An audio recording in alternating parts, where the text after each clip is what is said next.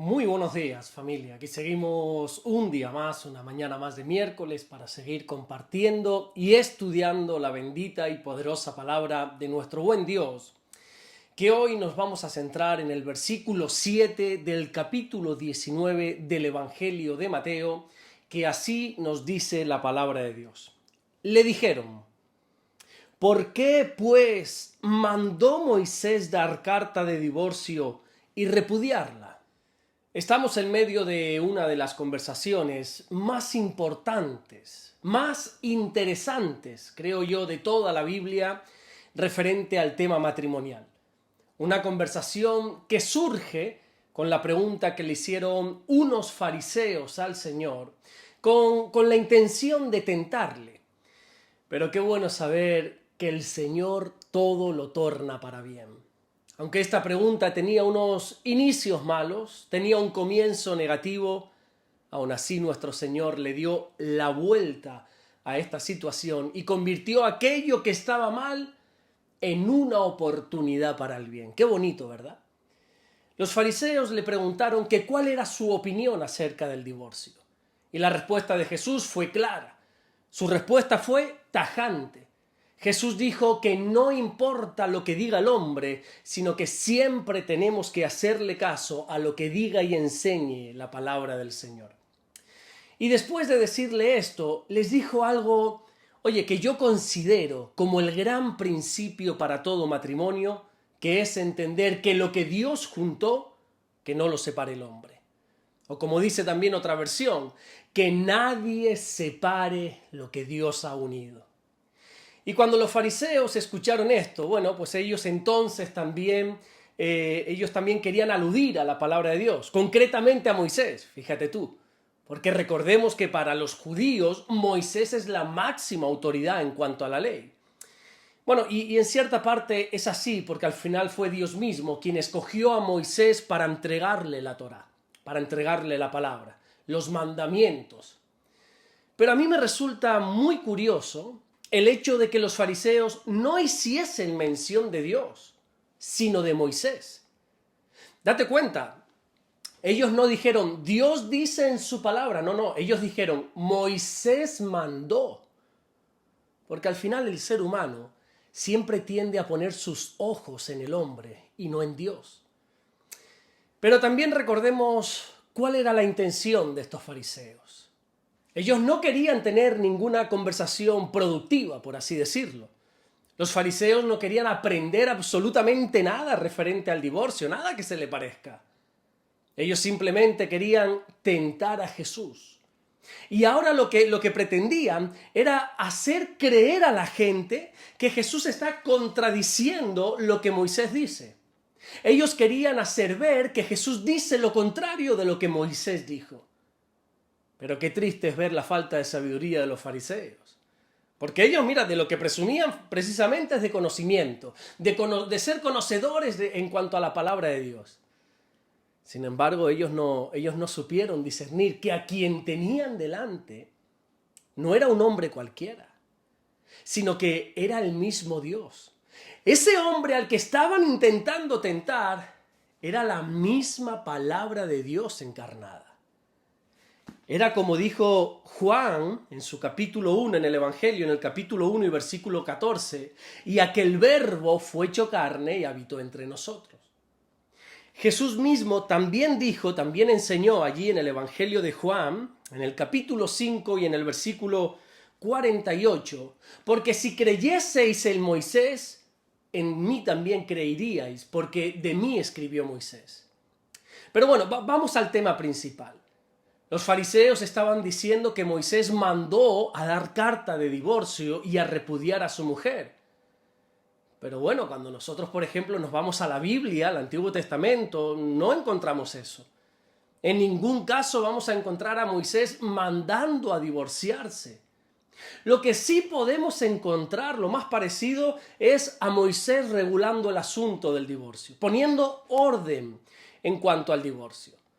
Cuando nosotros nos vamos, por ejemplo, al libro de Deuteronomio, en el capítulo 24 y en el versículo 1, leemos lo siguiente. Allí dice, cuando alguno tomare mujer y se casare con ella, si no le agradare algo, porque ha hallado en ella algo, alguna cosa indecente, le escribirá carta de divorcio y se la entregará en su mano y la despedirá de su casa.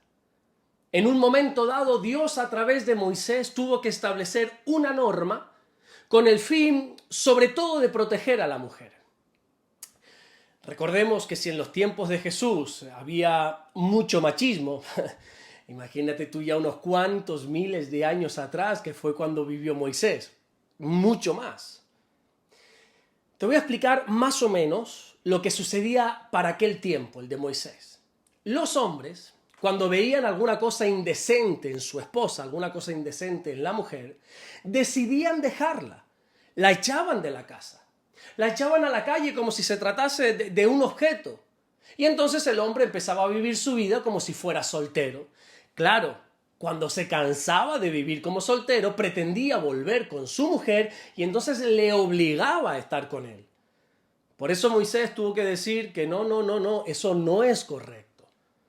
Que si el hombre tomaba la decisión de despedir a la mujer de su casa, que lo hiciera por escrito, que le escribiese una carta de divorcio para que esa mujer estuviera libre y no tuviese la obligación de tener que volver con él el día que este hombre le diese la gana.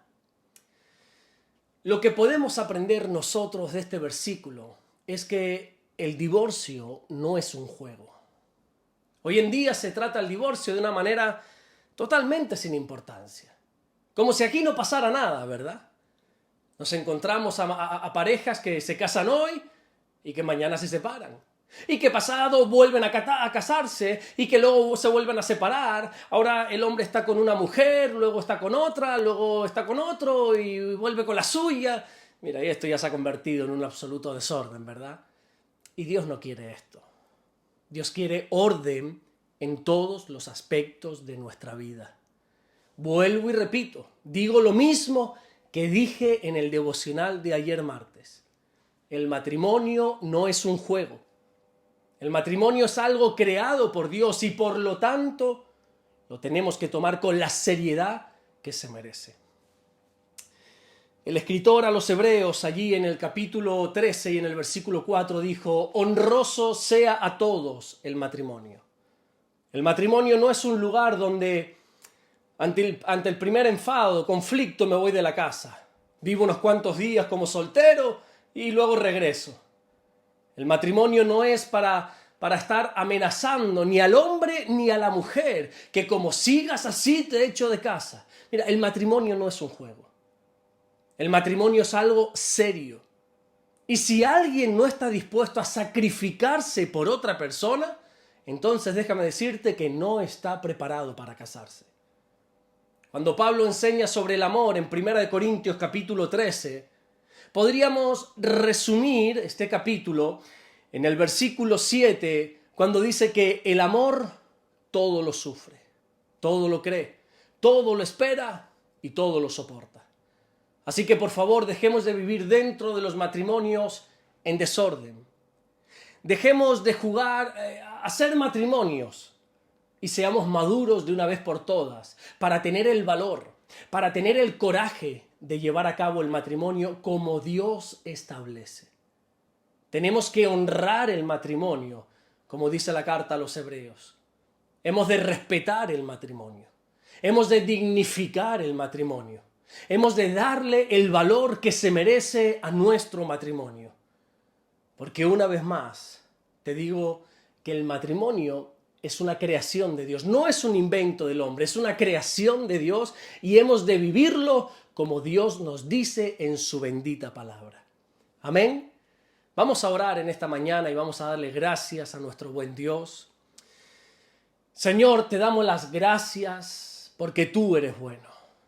Gracias porque tú nos guardas, tú nos bendices. Señor, queremos pedirte perdón por nuestros pecados, por nuestros errores. Perdónanos, Señor. En este momento nos ponemos delante de ti reconociendo nuestros errores, nuestros pecados, nuestros fracasos, Señor, para que tú puedas perdonarnos. Reconocemos que somos totalmente dependientes de ti. Y sobre todo los que estamos casados, Señor, dependemos de ti. Nuestro matrimonio depende de ti. Ayúdanos a que nuestro matrimonio sea honroso, como dice tu palabra.